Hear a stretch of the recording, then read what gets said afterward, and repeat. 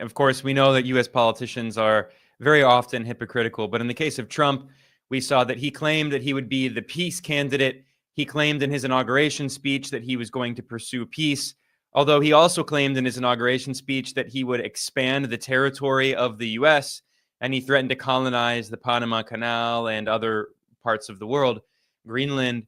So he's always had this very contradictory rhetoric. But here we are, and just 2 months in, Trump has massively escalated the U.S. war on Yemen, the poorest country in West Asia. I just saw a tweet from CENTCOM, the U.S. military central command, and they boasted that they're bombing Yemen 24/7. That's the language they used, 24/7. Trump also restarted this genocidal war in Gaza. Israel would not have taken this decision were it not given approval from the U.S. And it was reported by Trump administration officials that Trump personally gave the green light to Israel, to Netanyahu, to restart this war and to tear up the ceasefire that he helped to broker. Of course, right before he came into office, Trump told Netanyahu, who was a close personal friend, he said, you have to pause this war because you need to give me a reputational boost. As I come in as president, I want to portray myself as the peace president. And then now here we are 2 months later, and Trump said, go ahead, continue the genocide. By the way, it's not just my opinion. It's not just your opinion. This has been stated very clearly by multiple United Nations committees that this is a genocide. Multiple experts in international humanitarian law. There have, for instance, the United Nations, just a week ago, they published another report by one of these special committees. They often create these special committees that feature professors of international law and legal experts, and they come together and they study certain issues. And they've done this on Gaza, and they have repeatedly said this is a genocide. According to the legal international definition, the Genocide Convention, this meets the definition. And this is why South Africa introduced a lawsuit against Israel in the International Court of Justice, accusing Israel of genocide. And the justices, the judges at the ICJ, which is the top UN legal authority, ruled that Israel can be investigated on accusations of genocide, that there is a legitimate case to be made. And of course, many other countries in the global south have joined South Africa in this case, including many countries in Latin America, Nicaragua, Bolivia, Mexico have joined this case, several other countries in the global south. And of course, there's also this case in the International Criminal Court, although we see why people in Africa have long referred to the ICC as the International Caucasian Court, or I prefer International Colonial Court, because Netanyahu has an outstanding arrest warrant, and yet Netanyahu constantly is traveling to the U.S. He was just in the White House in Washington a few weeks ago, meeting with Trump. No consequences. Israel flew over French airspace, and the French government that claims to be a supporter of freedom and democracy, and they even claim to support the ICC, they did nothing. They allowed this wanted war criminal who's wanted by the ICC to go to the U.S. So what this really shows is that the ICC arrest warrant was marketing. I mean, I was always I hate to sound cynical, but I was always very skeptical about it. I knew they would not act on it, and now we see that. And furthermore, by the way, right after Trump came back into office, he put sanctions on the ICC. This didn't get a lot of attention because Trump literally signed hundreds of executive orders, and it's easy to get distracted by all of the crazy things that are happening. But, the Biden administration was threatening to put sanctions on the ICC. Trump put sanctions on the ICC, and here we are. And then, just a few days ago, the ICC arrested the former president of the Philippines, Duterte. And of course, this is obviously because Duterte was very friendly to China. The current leader of the Philippines is the son of the longtime dictator whose crimes were way worse than Duterte's crimes and never faced any consequences. Ferdinand Marcos Sr., he stole billions of dollars from the people of the Philippines. And now his son, with the same name, Ferdinand Marcos Jr., Bongbong Marcos, is the president.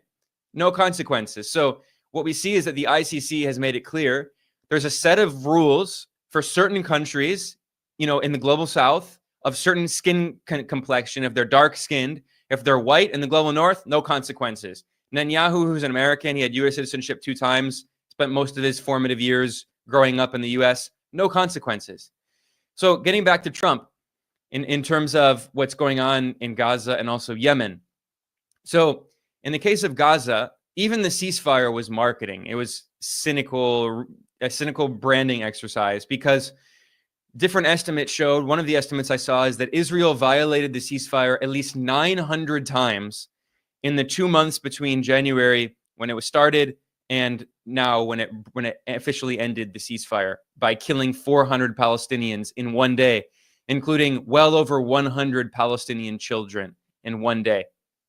And so the ceasefire was only a one-sided ceasefire, which is often the case with Israel. When it signs a so-called ceasefire, they expect that the Palestinian side won't violate the ceasefire, but Israel can violate it hundreds of times with no consequences.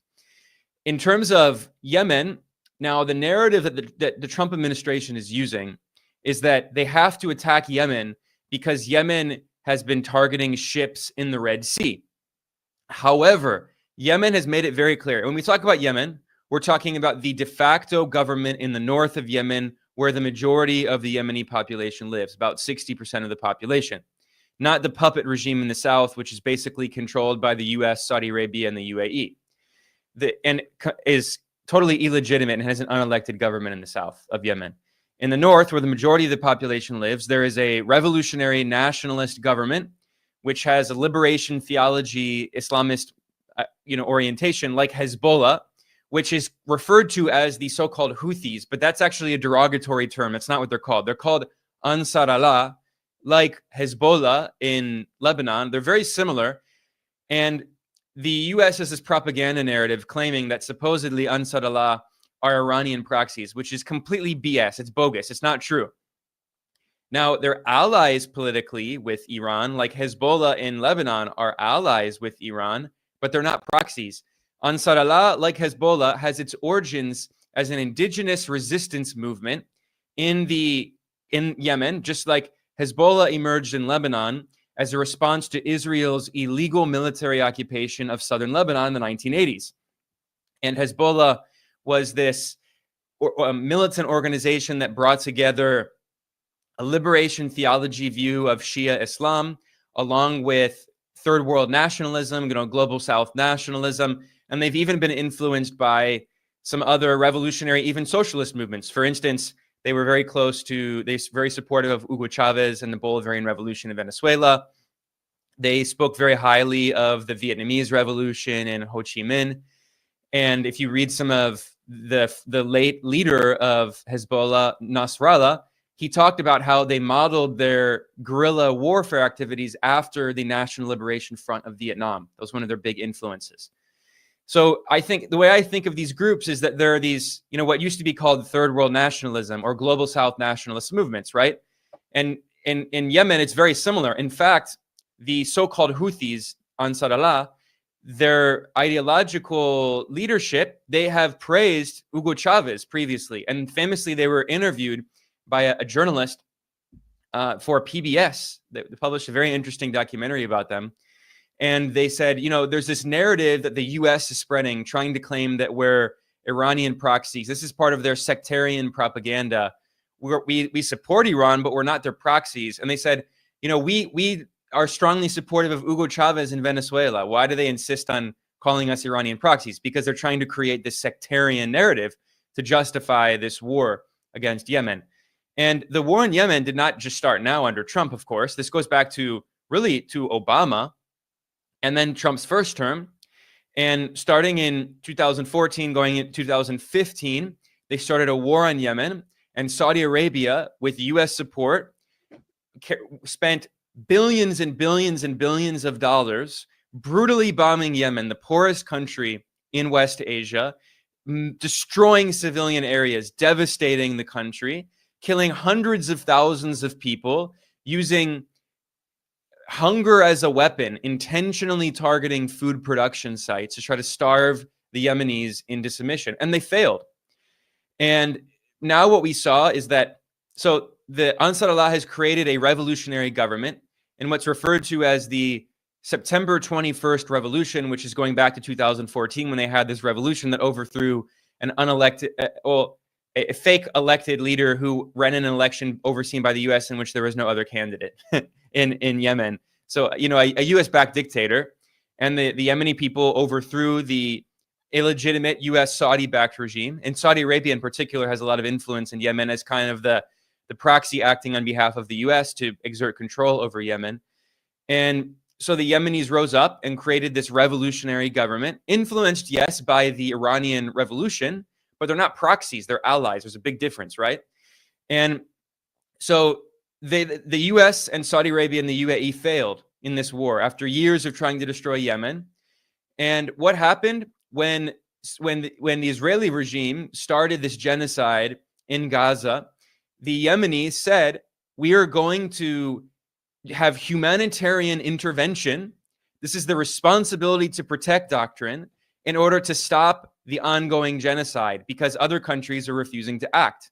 And the Yemenis said that any ships that are going to Israel, or eventually they also said that any ships from countries that are aiding Israel's genocide, we are going to intercept them and prevent them from materially supporting a genocide.